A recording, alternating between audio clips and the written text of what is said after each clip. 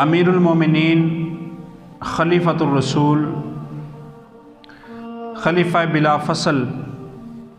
افضل البشر بعد الانبیاء حضرت سیدنا ابو بکر صدیق رضی اللہ تعالی عنہ آپ کا اس ماہ مکرم کی 22 تاریخ کو یوم وصال ہے۔ حضرت سیدنا ابو بکر صدیق رضی اللہ تعالیٰ عنہ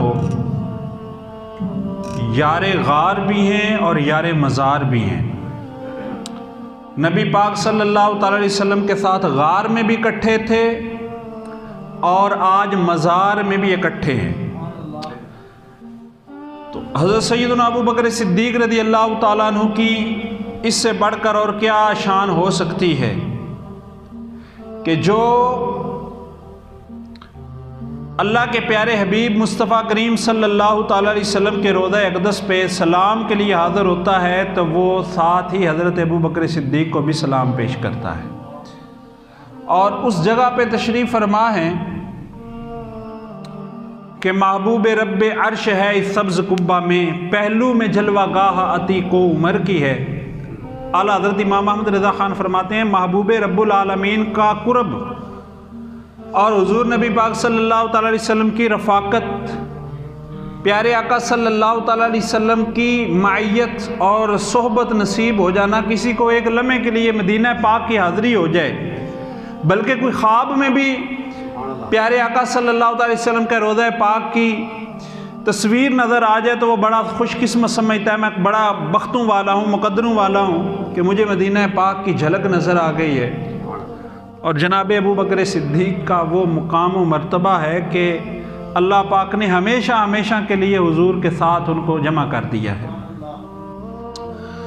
حضرت سیدنا ابو بکر صدیق رضی اللہ تعالیٰ عنہ وہ سعادت مند اور خوش قسمت جنتی ابن جنتی صحابی ابن صحابی باپ حضرت ابو قحافہ کی اولاد ہیں، اور یہ اعزاز صرف صحابہ کی جماعت میں امیر المومنین سیدنا ابو بکر صدیق کو نصیب ہوا ہے کہ جن کی 4 پشتیں صحابیت کے شرف سے مشرف ہوئی ہیں، جن کے باپ بھی صحابی، جو خود بھی صحابی، جن کے بیٹے بھی صحابی، جن کے پوتے بھی صحابی،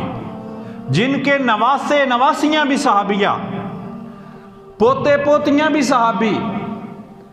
اولاد بھی صحابی، خود بھی صحابی، والدین بھی صحابی۔ تو حضرت سیدنا ابو بکر صدیق رضی اللہ تعالیٰ عنہ کا شرف کتنا بڑا شرف ہے، 4 پشتیں جن کی صحابیت کے شرف سے مشرف ہوئی ہوں، اور حضور نبی پاک صلی اللہ تعالیٰ علیہ وآلہ وسلم کے بعد اس امت میں سب سے زیادہ عظمت والے، سب سے زیادہ اجر والے، سب سے زیادہ ثواب والے، سب سے زیادہ شان والے، سب سے زیادہ فضیلت والے پوری امت کا عقیدہ ہے۔ ہمارے پاس کوئی پیمانہ نہیں ہے کہ ہم اپنی طرف سے فیصلے کریں کہ اس کا زیادہ مقام ہے، اس کا زیادہ مقام ہے، بلکہ اللہ اور اللہ کے رسول صلی اللہ علیہ وسلم جن کو شرف عطا فرمایا اور صحابہ کرام نے جن کی افضلیت، جن کی خلافت پر اجماع کیا، وہ سیدنا ابو بکر صدیق رضی اللہ تعالیٰ عنہ ہیں۔ آپ کی خلافت پہ سب صحابہ اکٹھے ہوئے، جمع ہوئے، اور حضرت سیدنا ابو بکر صدیق رضی اللہ تعالیٰ عنہ کی جو خدمات ہیں اسلام کے لیے وہ بھی اتنی بڑی ہیں کہ اگر ہم سیدنا ابو بکر صدیق رضی اللہ تعالیٰ عنہ کی جو حدیث پاک میں خدمات بیان ہوئی ہیں وہ 2 طرح سے بیان کریں۔ ایک وہ خدمات جو آپ کی زندگی میں ہیں، حضرت سیدنا ابو بکر صدیق رضی اللہ تعالیٰ عنہ نے اپنی زندگی میں، حضور نبی پاک علیہ الصلوۃ والسلام بھی حیات تھے، حضور کی بھی زندگی میں جو دین کی خدمت کی ہے، ایک خدمت کا پہلو وہ ہے حضور کی زندگی میں جو خدمتیں کی ہیں، پیارے آقا صلی اللہ علیہ وسلم کی زندگی میں، حیات طیبہ میں جو حضور کے دین کی خدمت کی ہے، ایک پہلو وہ ہے، اور دوسرا حصہ آپ کا وہ ہے جو حضور دنیا سے تشریف لے کے اس وقت اسلام کی خدمت کی ہے۔ تو دونوں لحاظ سے حضرت ابو بکر صدیق رضی اللہ تعالیٰ عنہ کا مقام و مرتبہ وراء الورا نظر آتا ہے۔ اسی طرح دوسری طرح آپ کی خدمت لیں حدیث مبارکہ میں قرآن پاک میں جو حضرت ابو بکر صدیق کی جو شان بیان ہوئی ہے، ایک شان تو وہ ہے جو آپ کی زندگی کے بارے میں ہے، آپ کی حضرت ابو بکر صدیق جب تک زندہ تھے اس وقت تک کی شان ہے، زندگی میں جو آپ کا مقام و مرتبہ تھا اللہ اور اللہ کے رسول کے نزدیک، اس کے بارے میں حدیثیں ہیں۔ اور دوسرا آپ کا پہلو وہ ہے جو دنیا سے تشریف لانے کے بعد، تشریف لے جانے کے بعد جنت میں اللہ تعالیٰ کی بارگاہ میں جو ان کا مقام و مرتبہ ہے، آپ کا سیرت کا دوسرا پہلو وہ ہے۔ تو دنیا میں بھی اللہ نے آپ کو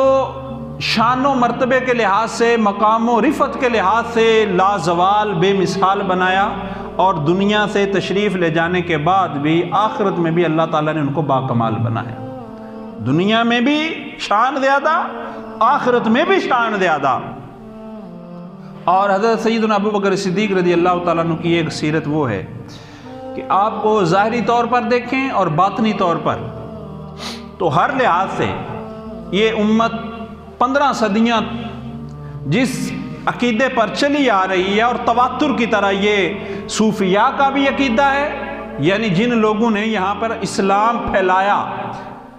حضرت داتا علی اجویری ہوں، حضرت خواجہ معین الدین اجمیری ہوں، بابا فرید الدین گنج شکر ہوں، خواجہ نظام الدین اولیاء ہوں، حضرت سیدنا عبد القادر جیلانی غوث اعظم رضی اللہ تعالیٰ عنہ ہیں، جتنے بھی اولیاء کاملین ہیں، سب کی کتب کے اندر جو صراحت کے بعد، صراحت کے ساتھ جس چیز کی وضاحت ہے وہ یہی ہے کہ حضرت سیدنا ابو بکر صدیق رضی اللہ تعالیٰ عنہ جماعت صحابہ میں سب سے زیادہ فضیلت والے، شرف والے اور مقام و مرتبے والے تھے۔ یہ امت کا عقیدہ ہے۔ قرآن پاک کی آیت پاک ہے والذی جاء بالصدق وصدق به اولئک هم المتقون۔ اللہ تبارک و تعالیٰ ارشاد فرماتا ہے کہ وہ لوگ جو سچ لے کر تشریف لائے، وہ جو سچ لے کر تشریف لائے اور جنہوں نے اس کی تصدیق کی، یہی لوگ تقوی والے ہیں۔ یہاں سے مراد پیارے آقا مصطفیٰ کریم صلی اللہ علیہ وسلم ہیں، جو قرآن پاک حق کا پیغام لے کر تشریف لائے، اور سب سے پہلے اس حق کی جنہوں نے تصدیق کی حضرت سیدنا ابو بکر صدیق رضی اللہ تعالیٰ عنہ ہیں۔ اور اللہ پاک نے فرمایا کہ اولئک هم المتقون، یہی لوگ تقوی والے ہیں۔ اور حضرت سیدنا ابو بکر صدیق رضی اللہ تعالیٰ عنہ کو یہ بھی شرف حاصل ہے کہ آپ کی جو صحابیت ہے یہ قرآن پاک کی نص سے، قرآن پاک کی آیت سے ثابت ہے،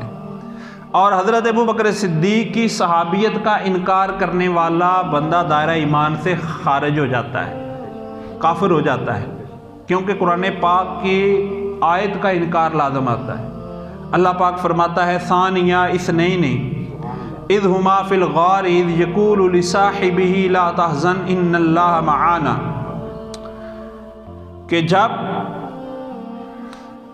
وہ دونوں غار میں تھے اپنے یار سے فرماتے تھے غم نہ کھا، بے شک اللہ ہمارے ساتھ ہے۔ امام فخر الدین رازی رحمۃ اللہ علیہ نے اس آیت پاک کی تفسیر میں مختلف طرق سے، مختلف انداز سے حضرت سیدنا ابو بکر صدیق رضی اللہ تعالیٰ عنہ کی فضیلت اور آپ کا شرف بیان فرمایا ہے۔ فرمایا دیکھیں ہجرت جو ہے ظنی طور پر اور قطعی طور پر اتنا بڑا شان ہے کہ پتہ ہے کہ دشمن پیچھے لگے ہوئے ہیں، باہر بھی دشمن ہے اور غار کے اندر بھی دشمن ہے۔ غار کے اندر کون دشمن ہے؟ سانپ ہے، بچھو ہیں، اور دشمنوں کے مقابلے میں اپنی جان کی پرواہ نہ کرنا۔ اور یہاں پر محدثین نے لکھا ہے، مفسرین نے بھی لکھا ہے کہ نبی پاک صلی اللہ تعالی علیہ وسلم کی کچھ صحابہ نے خدمت کی ہے اپنے مال سے۔ حضرت عبد الرحمن بن عوف تھے، کچھ اور صحابہ تھے جنہوں نے حضور نبی پاک صلی اللہ علیہ وسلم کی خدمت مال سے کی ہے۔ کچھ لوگ ایسے تھے جن کے پاس مال نہیں تھا، انہوں نے جان حضور پہ واری، اپنی جان سے حضور کی خدمت کی ہے۔ حضرت بلال حبشی تھے، مار کھاتے تھے، مالدار نہیں تھے، لیکن دین اسلام پر قائم رہے، حضور کے خادم رہے۔ تو ابو بکر صدیق رضی اللہ تعالیٰ عنہ کو یہ کمال حاصل ہے کہ ان سے بڑا مالدار کوئی نہیں تھا جماعت صحابہ میں، اور ان سے بڑا حضور کا وفادار کوئی نہیں تھا۔ تو جب سرکار دو عالم صلی اللہ تعالیٰ علیہ وسلم کے دین کی باری آئی تو نہ مال کی پرواہ کی ہے اور نہ جان کی پرواہ کی ہے، اپنا مال بھی حضور پہ وار دیا اور اپنی جان بھی حضور کی بارگاہ میں پیش کر دی ہے۔ اتنا بڑا کمال تھا۔ اب دیکھیں غار کے اندر سانپ ہے، اور ہمارے دین کے اندر یہاں پر مفتی احمد یار خان نعیمی صاحب نے بڑی کمال کی بات لکھی، فرمایا ہمارے دین کے اندر جان بوجھ کر اپنی جان کو ہلاک کرنا حرام ہے، اسے خودکشی کہتے ہیں۔ پتہ ہونا کہ میں مر جاؤں گا تو بندے کو وہ کام کرنا ہی حرام ہے، بندے کو زہر کھانا حرام ہے، گلا گھونٹنا حرام ہے، گولی کا سامنا جان بوجھ کر کرنا کہ میں مر جاؤں گا، یہ حرام ہے، کہ اپنی جان کی حفاظت کا حکم ہے۔ اور حضرت ابو بکر صدیق رضی اللہ تعالیٰ عنہ کی وفاداری دیکھیں کہ جان بوجھ کر اپنا پاؤں اس غار کے اس سوراخ میں رکھ رہے ہیں جس میں سانپ رہتا ہے، اور وہ ڈنگ مار رہا ہے، اور ڈنگ کا زہر جو ہے یہ بدن میں سرایت کر رہا ہے اور آنکھوں سے آنسو جاری ہیں، لیکن اپنا پاؤں نہیں اٹھا رہے۔ سانپ ڈنگ پہ ڈنگ ماری جا رہا ہے، جان کی پرواہ نہیں کر رہے۔ فرماتے ہیں کہ بظاہر تو یہ جان بوجھ کر اپنے آپ کو مروا رہے تھے، جان بوجھ کر اپنے آپ کو ہلاکت میں ڈال رہے تھے، لیکن دل میں اخلاص اتنا تھا کہ اے اللہ کے محبوب علیہ السلام آپ ہجرت فرما رہے ہیں تو یہ اونٹنی بھی میں نے اپنے مال سے آپ کی خدمت کے لیے پیش کی ہے، میں خود بھی حاضر ہو گیا ہوں۔ تو حضرت ابو بکر صدیق رضی اللہ تعالیٰ عنہ نے نہ اپنے مال کی پرواہ کی، نہ اپنی جان کی پرواہ کی، اور یہ اتنی بڑی نیکی قرار پائی کہ سرکار دو عالم نور مجسم شفیع معظم صلی اللہ تعالی علیہ وسلم نے ارشاد فرمایا جس نے بھی میری خدمت کی، جس نے بھی میرے ساتھ نیکی کی، میں نے سب کا بدلہ دنیا میں چکا دیا، ابو بکر کی اس غار والی نیکی کا بدلہ میں قیامت والے دن ادا کروں گا۔ اتنی بڑی، اس واسطے آپ افضلیت ہیں۔ افضلیت کا مقام ہے کہ آپ نے اپنے مال سے بھی، امیہ ابن ابی خلف حضرت بلال حبشی کا آقا ہے، آہد کہتے ہیں، اور گرم ریت پر لٹایا جاتا ہے، گرم گرم پتھر سینے پر توڑے جاتے ہیں لیکن وہ پھرتے نہیں ہیں۔ تو حضرت ابو بکر صدیق رضی اللہ تعالیٰ عنہ نے منہ مانگی قیمت خرید کر اسے آزاد کیا۔ تو جب اسے آزاد کرنے لگے تو رسول پاک صلی اللہ علیہ وسلم نے ارشاد فرمایا ابو بکر اپنے مال میں کچھ میرا مال بھی شامل کر لو تاکہ ہم دونوں بلال کے آقا بن جائیں، تاکہ ہم دونوں کو اس نیکی کا ثواب ملے۔ حضرت ابو بکر صدیق رو پڑے، کہنے لگے یا رسول اللہ میں بھی تو آپ کا غلام ہوں، بلال بھی آپ کا غلام ہے، میرا مال بھی آپ کا ہے، یہ سب کچھ تو ہے ہی آپ کا، میرا مال تو ہے ہی نہیں۔ حضرت ابو بکر صدیق سے بڑھ کر کیا وفاداری ہو سکتی ہے جن کا مال اتنا بڑا قیمتی ہے۔ ویسے مال کو اللہ قرآن میں کہتا ہے انما اموالکم واولادکم فتنہ، تو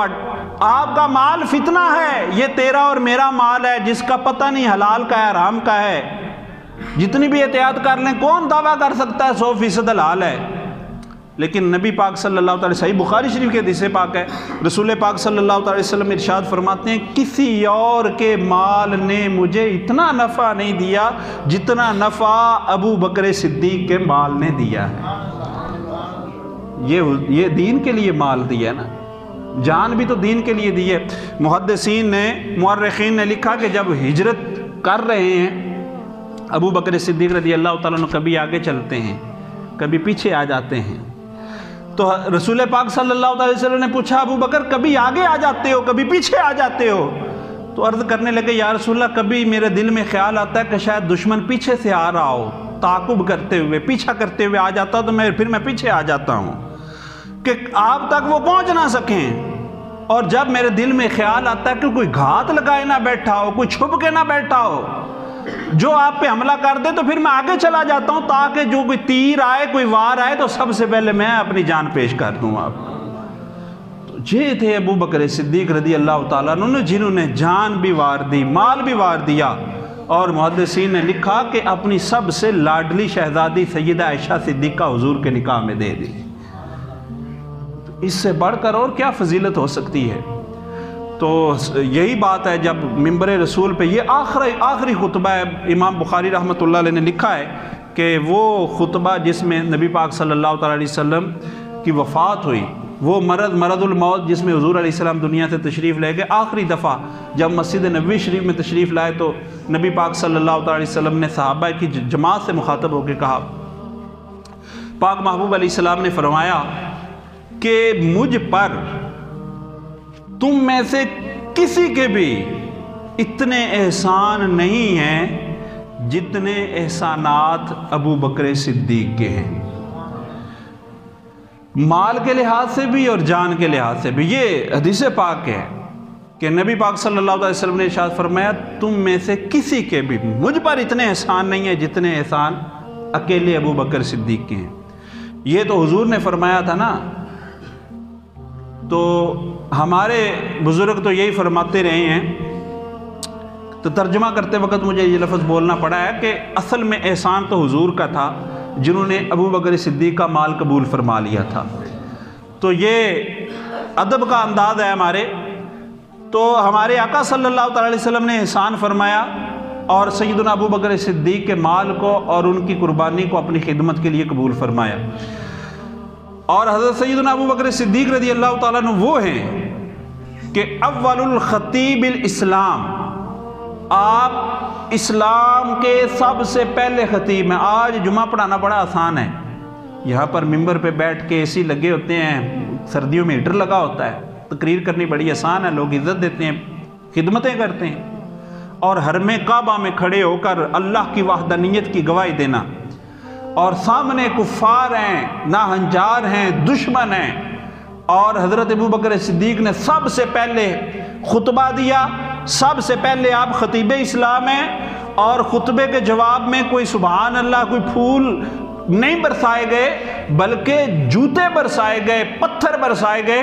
اور اتنا مارا گیا کہ حضرت ابو بکر صدیق رضی اللہ تعالیٰ عنہ کو کفار نے جوتوں کے ساتھ مارا، چہرہ پاک سوج گیا اور پہچانا نہیں جاتا تھا کہ ناک کون سی ہے، رخسار کون سے ہیں، اور بے ہوش ہو گئے۔ حضرت ابو بکر صدیق رضی اللہ تعالیٰ عنہ بے ہوش ہو گئے اور 24 گھنٹے اسی بے ہوشی کی حالت میں گزر گئے، اور جب ہوش آیا تو سب سے پہلا اپنی والدہ سے سوال کیا کہ بتاؤ میرے آقا مصطفیٰ کریم کا کیا حال ہے؟ نعرہ تکبیر، اللہ اکبر، نعرہ رسالت، یا رسول اللہ، نعرہ حیدری، نعرہ تحقیق، حق چاہیے۔ سب سے پہلے جو نعرہ ہے فدا کا ابی و امی یا رسول اللہ، یہ نعرہ بھی حضرت ابو بکر صدیق نے لگایا ہے کہ اے اللہ کے پیارے رسول، میرے ماں باپ آپ پہ قربان ہو جائیں۔ اپنا آپ تو قربان کیا ہے، فدا کا ابی و امی یا رسول اللہ، یا رسول اللہ میرے ماں باپ بھی آپ پہ قربان ہو جائیں۔ یہ سب سے پہلے نعرہ بھی آپ نے لگایا ہے، سب سے پہلے خطبہ بھی آپ نے دیا ہے اسلام کی خاطر۔ اور حضرت ابو بکر صدیق رضی اللہ تعالیٰ عنہ کا مال کتنا مقدس مال ہے کہ جماعت صحابہ میں، صحابہ کرام کی جماعت میں سے جو سب سے زیادہ فضیلت والے ہیں وہ 10 ہیں، جن کو عشرہ مبشرہ کہتے ہیں۔ وہ مبارک جماعت جن کو جنت کا مجدہ ملا، اعلیٰ حضرت فرماتے ہیں وہ 10 جن کو جنت کا مجدہ ملا، اس مبارک جماعت پہ لاکھوں سلام۔ دنیا میں حضور نے جنت کی خوشخبری دے دی، ابو بکر کو، عمر کو، عثمان کو، علی کو، طلحہ کو، زبیر کو، سعید بن زید کو، عبد الرحمن بن عوف کو، ابو عبیدہ بن جراح کو۔ تو یہ وہ خوش نصیب تھے جن کو دنیا میں جنت کی بشارت مل گئی، اور ان 10 میں سے 7 افراد حضرت ابو بکر صدیق کی دعوت پر مسلمان ہوئے۔ 10 میں سے 7 افراد حضرت ابو بکر صدیق کی کوشش سے شرف صحابیت سے مشرف ہوئے ہیں۔ تو حضرت سیدنا ابو بکر صدیق رضی اللہ تعالیٰ عنہ کو، اور یہ بھی ان کو کمال حاصل ہے کہ قرآن پاک کے سب سے پہلے اولیات قرآن پاک، یعنی قرآن پاک کی سب سے پہلے تدوین کرنے والے، اور منکرین زکوٰۃ کے خلاف سب سے پہلے جہاد کرنے والے، اور سیدنا ابو بکر صدیق رضی اللہ تعالیٰ عنہ آپ پیارے آقا مصطفیٰ کریم صلی اللہ تعالیٰ علیہ وسلم کی حیات طیبہ میں 17 نمازوں کی امامت فرمانے والے ہیں۔ جب حضور صلی اللہ تعالیٰ علیہ وسلم مرض الموت میں مبتلا ہوئے تو 17 نمازوں کی امامت فرمائی، 17 نمازیں، 17 نمازیں۔ اور کرمانی نے لکھا صحیح بخاری کی شرح میں کہ جب حضور نبی پاک صلی اللہ تعالیٰ علیہ وسلم وصال کے وقت لمحات قریب تھے تو فرمایا کہ ابو بکر کو کہو نماز کا وقت ہو گیا، تو فرمایا کہ ابو بکر کو کہو کہ نماز کی امامت کرائے۔ تو سیدہ عائشہ صدیقہ عرض کرتی ہیں یا رسول اللہ میرے باپ تو رقیق القلب ہیں، نرم دل ہیں، وہ رو پڑیں گے، ان سے یہ کام نہیں ہوگا۔ تو نبی پاک صلی اللہ تعالی وسلم نے ارشاد فرمایا کہ ابو بکر کو کہو کہ نماز کی امامت کروائے۔ اور ایک روایت میں ہے کہ اللہ مانتا ہی نہیں ہے ابو بکر کے علاوہ کسی اور کو، تو ابو بکر کو ہی کہو کہ وہ نمازوں کی امامت کرائے۔ تو امام کرمانی نے لکھا کہ اس وقت حضور نبی پاک صلی اللہ تعالی علیہ وسلم کے زمانہ میں جو سب سے زیادہ فضیلت اور شرف کا معیار تھا وہ مصلی امامت تھا، اور آج بھی ہے کہ لکھا ہے فقہ کی کتب میں لکھا ہے کہ جہاں پر کوئی قوم جمع ہو جائے تو نماز کا زیادہ حقدار وہ ہے جو زیادہ علم والا ہے اور زیادہ تقوی والا ہے۔ تو فضیلت کا معیار نسب نہیں ہوتا، کسی کا خاندان اونچا ہے، فضیلت کا معیار علم اور تقوی ہوتا ہے۔ یہ قرآن پاک کی نص ہے، ان اکرمکم عند اللہ اتقاکم۔ اللہ فرماتا ہے کہ زیادہ اللہ کی بارگاہ میں عزت والا وہ ہے جس کا تقوی زیادہ ہے، اور قرآن پاک کی نص ہے وَسَيُجَنَّبُهَا الْأَتْقَى الَّذِي يُؤْتِي مَالَهُ يَتَزَكَّى۔ حضرت ابو بکر صدیق کے بارے میں اللہ کا قرآن کہتا ہے کہ وہ بندہ جہنم سے دور رکھا جائے گا، الَّذِي يُؤْتِي مَالَهُ يَتَزَكَّى، جو بندہ جس کو رب نے مال دیا اور وہ رب کی راہ میں خرچ کرتا ہے اور بہت بڑا پاک ہے، یتزکیٰ، بہت زیادہ تقوی والا ہے۔ تو حضرت ابو بکر صدیق رضی اللہ تعالیٰ عنہ کا تقوی سب سے زیادہ تھا، آپ کا شرف، آپ کا علم سب سے زیادہ تھا جماعت صحابہ میں، اتنا علم کسی کو بھی نہیں تھا۔ جب نبی پاک صلی اللہ تعالیٰ علیہ وسلم نے آیت پاک پڑھی الیوم اکملت لکم دینکم واتممت علیکم نعمتی، آج کے دن تمہارا دین کامل ہو گیا اور تم پہ نعمت تمام ہوگی، تو حضرت ابو بکر صدیق دھاڑے مار مار کر روئے۔ اور صحیح بخاری کی حدیث پاک ہے جب حضور نے یہ فرمایا ان اللہ تعالی خیر عبدا، کہ اللہ تعالیٰ نے بندے کو اختیار دیا ہے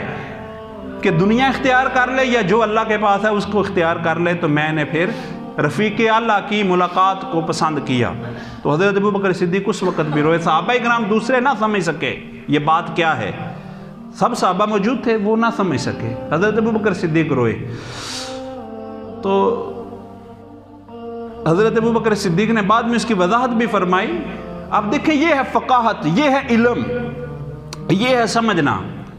حضرت ابو بکر صدیق نے سمجھ گئے کہ نبی پاک صلی اللہ علیہ وسلم جس مقصد کے لیے تشریف لائے تھے وہ مقصد پورا ہو گیا، آپ اسلام کے احکامات کو پھیلانے کے لیے مبعوث کیے گئے تو اسلام مکمل ہو گیا، دین کامل ہو گیا۔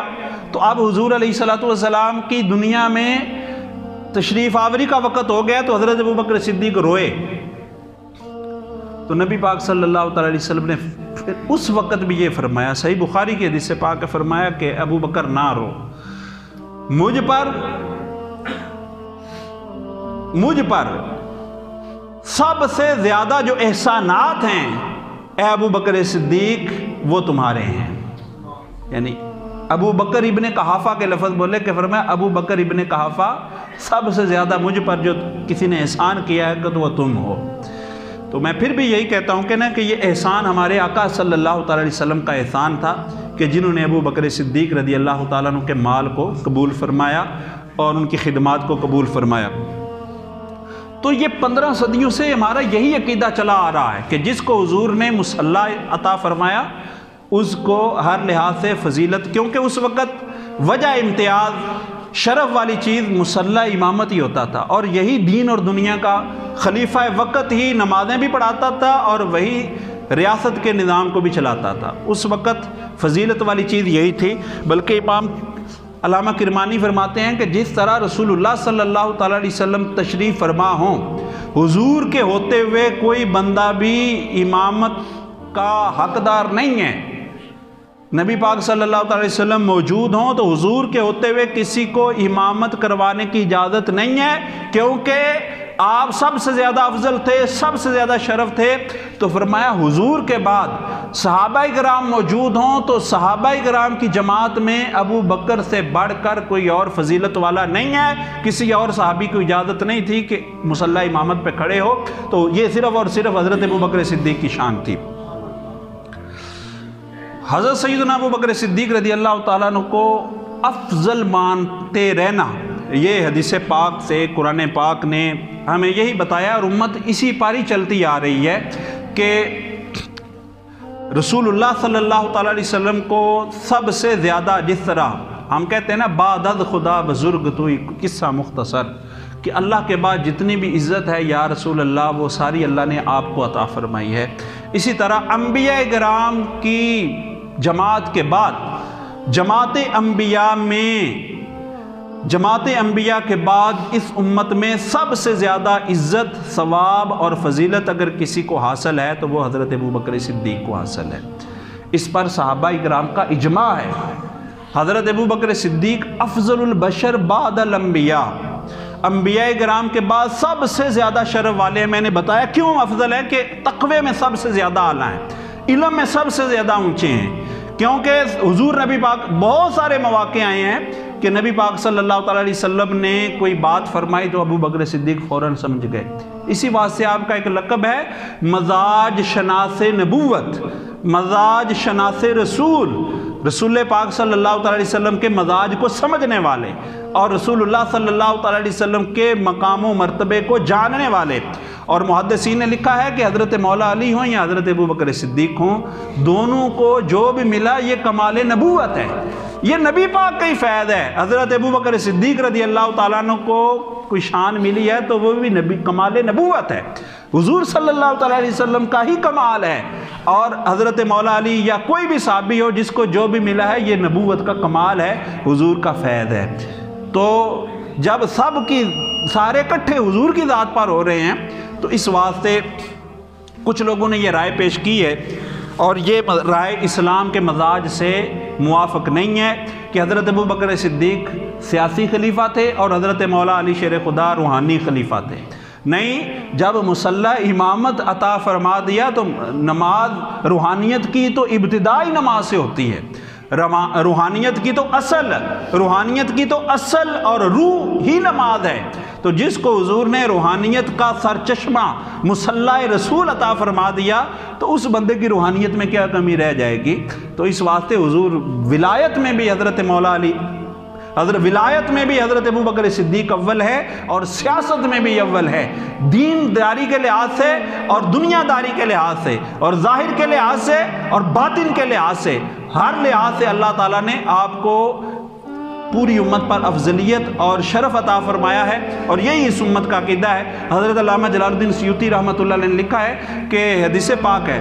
در منصور کے حوالے سے لکھا ہے کہ 360 ایمان کی خصلتیں ہوتی ہیں، کسی میں ایک بھی پائی جائے تو وہ اللہ کے ہاں بڑی قدر و منزلت والا ہوتا ہے۔ تو حضرت ابو بکر صدیق نے عرض کی یا رسول اللہ کیا میرے اندر بھی کوئی ہے؟ تو رسول پاک علیہ السلام نے فرمایا ابو بکر تیرے اندر 360 کی 360 موجود ہیں، اور یہ سیاستہ کے اندر حدیث پاک موجود ہے۔ پاک محبوب صلی اللہ علیہ وسلم نے ارشاد فرمایا روزے داروں کو میدان محشر میں باب الریان سے بلایا جائے گا، جو جہاد والے ہیں ان کو ایک اور دروازے سے بلایا جائے گا، جنہوں نے نمازیں پڑھی ہوں گی ان کو جنت کے کسی اور دروازے سے بلایا جائے گا۔ تو جنت کے 8 دروازے ہیں۔ تو حضرت ابو بکر صدیق نے عرض کی یا رسول اللہ صلی اللہ تعالیٰ علیہ وسلم کیا کوئی ایسا خوش نصیب بھی ہوگا جس کو جنت کے 8 دروازوں سے بلایا جائے گا؟ تو اللہ کے پیارے حبیب صلی اللہ علیہ وسلم نے ارشاد فرمایا میری امت میں ابو بکر وہ تم ہوگے جس کو جنت کے 8 دروازوں سے بلایا جائے گا۔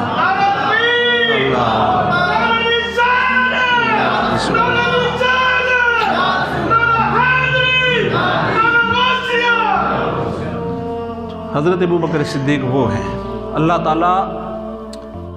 حضرت سیدنا ابو بکر صدیق رضی اللہ تعالیٰ عنہ کے غلاموں میں ہمارا شمار فرمائے اور میدان معاشر میں ہمیں ان کی شفاعت نصیب فرمائے۔ آج ایک محفل پاک ہو رہی ہے تو میں یہ عرض کر رہا تھا، یہ نظریہ اسلام کے مزاج سے موافقت نہیں رکھتا۔ ہمارا نظریہ ہے کہ اللہ تعالیٰ نے روحانی طور پر بھی، جسمانی طور پر بھی، ظاہری طور پر بھی، باطنی طور پر بھی، سیاسی طور پر بھی اور باطنی طور پر بھی ہر لحاظ سے افضلیت اور اولیت سیدنا ابو بکر صدیق کو عطا فرمائی ہے۔ یہی امت کے اولیاء کاملین کا عقیدہ ہے، یہی امت کے علماء کا عقیدہ ہے اور اسی پر امت قائم چلی آ رہی ہے۔ تو اللہ پاک کی بارگاہ میں دعا ہے اللہ پاک ہمیں عمل کرنے کی توفیق عطا فرمائے۔